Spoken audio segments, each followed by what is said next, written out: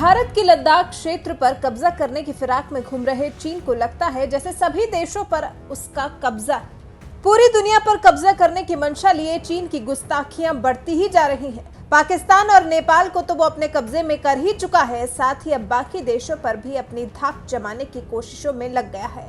भारत के साथ उसका विरोध खत्म नहीं हो पाया है और उसने अब मध्य एशियाई देश तजिकिस्तान तक अपने पैर पसार लिए हैं और पामीर के पहाड़ों को अपना इलाका बता रहा है। चीन की सरकारी मीडिया अब पामीर के पहाड़ों को चीन का हिस्सा बता रही है और उसे वापस देने की सलाह दे रही है।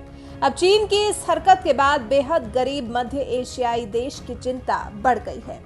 चीनी इतिहासकार का दावा है कि पूरा पामीर क्षेत्र चीन का है और चीन को इसे वापस लेना चाहिए। चीन के सरकारी मीडिया में छपे इस लेख से तजिकिस्तान के अधिकारियों की टेंशन बढ़ गई है। वहीं रूस का भी ध्यान इस तरफ आकर्षित हो गया है क्योंकि वो मध्य एशियाई देशों को अपना रणनीतिक इलाका बताता है। चीनी इतिहासकार का मानना है कि चीनी राज्य की स्थापना के बाद सबसे पहले हमें अपनी खोई हुई जमीन को वापस लेना होगा।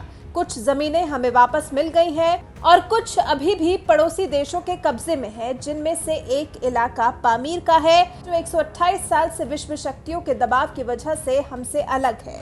इसके अलावा चीन सरकार तजिकिस्तान की सरकार से सोने के भंडार के बारे में भी बात कर रही है।